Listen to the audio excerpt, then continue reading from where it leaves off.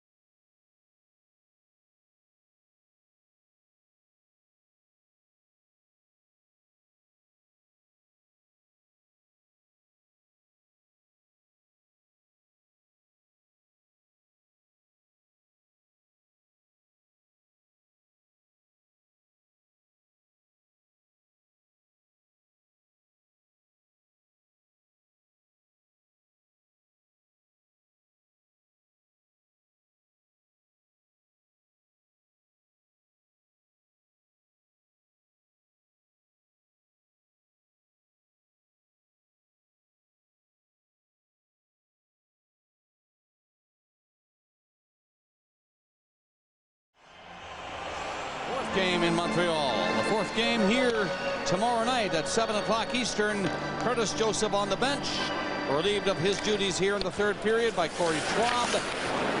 It's 6-1 Islanders. We have 7:10 remaining in period number 3. Leafs won the 2 games in Toronto, but all Islanders tonight in every department. Carmelet is stopped at the blue line. Carmelet flipped it in. Roberts tried to pass it. That's broken up and cleared down the ice. 20 seconds left in the penalty against the Islanders. Bates. Leafs trying to move it up.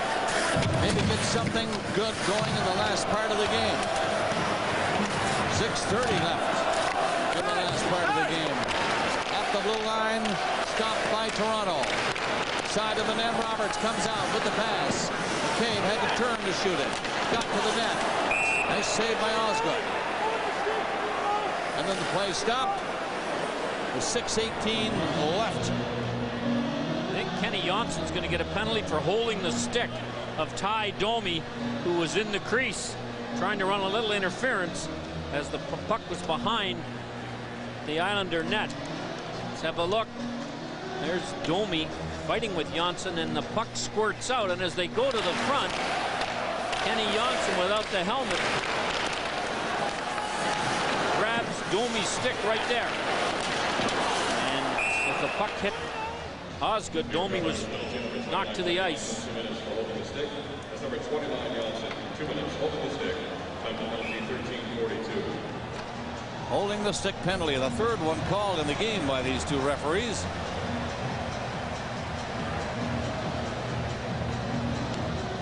.43 shots now by New York. Toronto on the power play in the game, 0 for 7. Long stretch in this series, not yet 3 games old, but nearly. Cawley gets it in, nice out to the corner. Very calmly played by Osgood up to the line. Bates takes it in over the Leaf line. Bates comes to the net. Tried to pass it in there, but it was picked off, and it'll be cleared back up ice by Toronto. Out of the net again, Osgood. Shot it high behind the goal. Leafs stop it, but they give it away, and the Islanders just bring it out. Bates had lots of time to move to center. Still waits for the change to be made at his bench, and kills precious moments going back. His man, Kenny Johnson, in the penalty box for another 1 minute. 6-1. Convincing win by New York. McGillney's pass harmlessly out in front of the net to the other side. And the puck is shot to center ice. Skavasha nearly got away. Leafs bring it back in. Again, McGillney went high that time, and too high. Islanders clear the puck. 35 seconds left in the penalty. Maple Leafs move it up to center. Broken up to the Islanders line. 3 of them lined across the blue line. Waiting for the Leafs to carry it in, which they did. Lost it. That is Aki Berg shooting the puck in. And pass behind the net by Pekka didn't work. Kick to the corner again by McCabe. Islanders penalty almost done. It's over now. Johnson is on the ice. 4:10 remaining in the third period. Maple Leafs move up. Shot in by Sundin. Osgood allowing 1 goal so far tonight. Made 30 saves to this point. 16-10 in the third.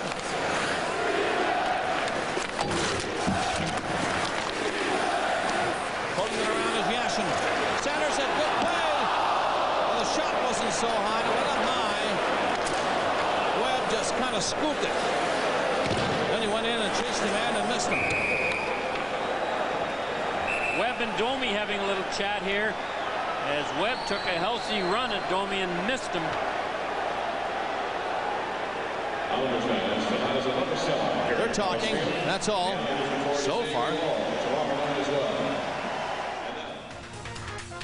Here at our anchor position in Toronto, we'll break away from the Islanders and the Leafs for viewers in Quebec once again and resume the playoffs with 14 goals in 3 games. Just really explosive, something to see. And as the gentleman mentioned, Boston's got its work cut out to try and regroup. Well, a minute and a half remains in Uniondale, where the Isles have shellacked Toronto tonight. So let's find out if anything untoward develops there. Get the closing moments with Bob Cole and Harry Neal. From center ice, Carvalho, the Maple Leafs. Down 6-1, and he backs up in his own zone. And the crowd are saying good night to their hockey team. Let's go, Islanders. Osgood makes another save. What a body check Reichel took from Webb at the blue line. And Reichel's going to the Leaf bench in a little discomfort.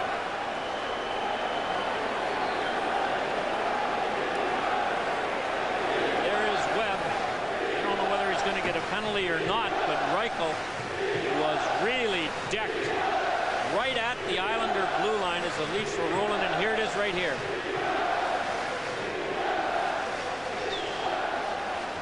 He's so solid on his skates. He's been delivering hits all night. People are hitting him and bouncing away from him.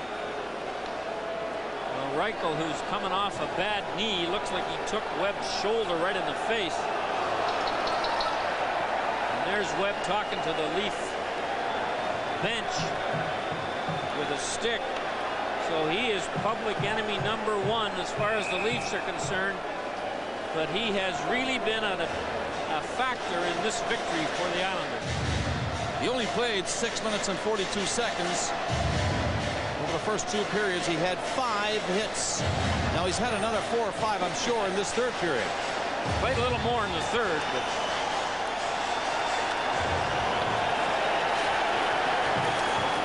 1 minute left now. 1 minute remaining in the third period. 1 minute. Koski brings the puck up over the line. A little deflection in front. Corey Schwab watched that one go by harmlessly. It was Isbister who came up to pick it off in front of the net. But he missed the goal with it. Roberts backs it in behind the goal where Osgood plays it up on the glass. Chris Osgood has 32 saves and make that 33 now as he gloves this one with only 36.3 seconds remaining. And they've beaten them only once on 34 shots. That was the first goal of the game, scored by Alexander McGillney. The Islanders have scored 6 since. players on both teams stay away from getting in any fights now. It won't be of any value to anyone.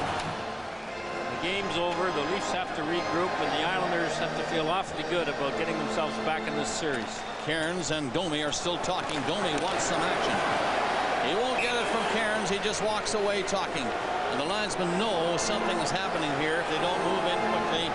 With only 30.2 seconds remaining, Domi and Cairns are still close. Cairns is the big guy there, 33. And they're on the edge of the circle for this next face-off. And they're still talking. I don't think Cairns is doing much talking. But he's just moving away from Domi. 176 penalty minutes this year for Cairns. And of course, Domi led the Leafs in that department. 30 seconds left now. A 6-1 lead by the New York Islanders.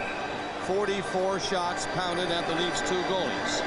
Joseph, and here in the third period, Corey Schwab. Puck is dropped. Nothing happens. Play is offside at the blue line with 28.8 seconds left. Domi and Cairns just went their separate ways when the puck was dropped. Very little recovery time, so you can know that Peter Lavallette's going to take his team, tell his team, we won this one, forget it, let's get on with it, feel good about yourself. Pat Quinn can look at a lot of players. You're right here, you know. He's a coach, he admits. He's a one game at a time, one period at a time. He's been preaching all year, and I'm sure you're right. He's doing that same thing now. This is one game. We have another tomorrow. And Mr. Quinn has got a lot of players he can look in the eye and say, we need an improved effort if we want to do anything in this series.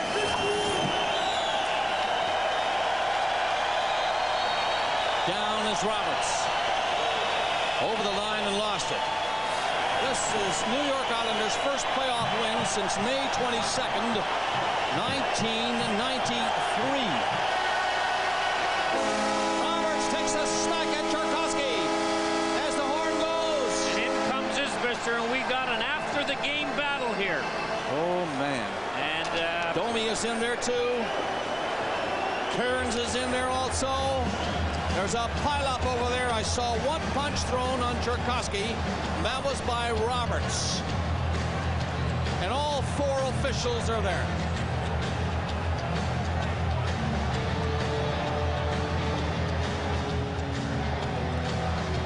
well, it's been a very bitterly fought game. And now the fans who really enjoyed watching the Islanders reappear in the playoffs have had something to cheer about it. It's been a long time, Bob, that this rink's been this full. Oh, and this fight's not over yet, as Roberts and now Isbister. Whoa! Isbister is pounding at Roberts, who's down on his knees and has no chance. Sundin has put the grab on Tchaikovsky. And we see some of the plastic beer bottles coming out of the stands onto the ice.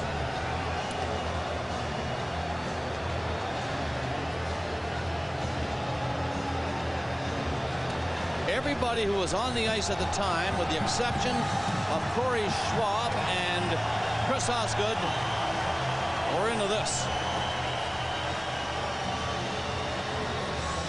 What does this mean for tomorrow night now?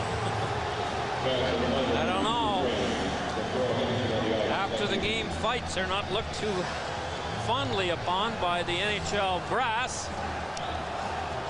It'll be interesting to see the referee's report on what happened in their opinion after.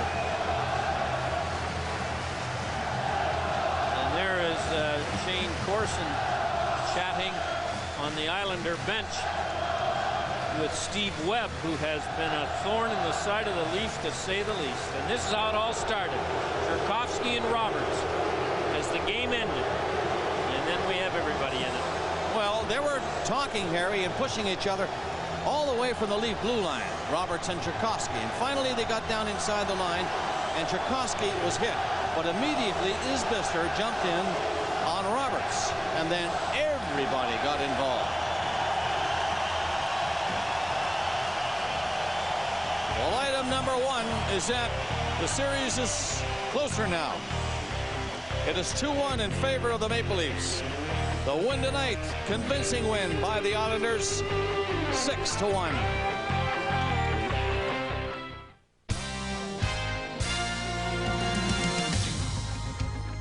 The Stanley Cup playoffs. The first period. All right, let's get to the 4-3 stars of our two telecasts. First of all, Don's ready to go, obviously, with his thoughts on Toronto and the Islanders. And big rally, Saku Koivu spearheads it. Doug Gilmour, Bill Guerin are the three stars at Montreal, where the Canadiens win 5-3. Mark Parrish, Brad Isbister, and Alexei Yashin. So we have 90 seconds, Don. Nice, we'll get it in quick. Well, I have to give the first star. I have to really argue about the first star. I think the first star should be Mike Milbury, because Mike Milbury did a great job. 9 power plays. Sure, there was some of the penalties at the end, but they ran up the score. But when a guy bites like that and does that, and then they come back and give 9 power plays. Have you heard of 9 power plays so far in the playoffs? I guess not. And well, I'm just looking for the actual numbers, final numbers. I don't think it was that disparate. I think you don't understand. What happened was they got the penalties when it counted. Not at the end, right, yeah. When they ran up the score. Even early on, it was... anyhow, they got 9 power plays. Anyone ever heard of a 9 power plays? Not only that, I have to say something about Webb. I know we're in love with Webb and his hits and all that stuff and everything. That's all fine and dandy. But all that stuff wouldn't have happened at the end. When you're going to act like that, you're going to run around. Don't tell me when the score was 6-1, he was turning away when guys wanted to go with him for the good of the club, and the score is 6-1. I hate guys like that. You're going to act like that, stand up for it. Just to finish the thought about that fight at the end, as long as the fight started before the buzzer, should be no problem. It did go after the buzzer. Yes, what about Isbister? Third man in. Right. He was third man in, he tackled thing. We'll see what happens there. All right. Peter Mansbridge standing by for viewers Manitoba East. Ian Hannah-Mansing for the West. We'll be back with Vancouver, Detroit later. For now, so long.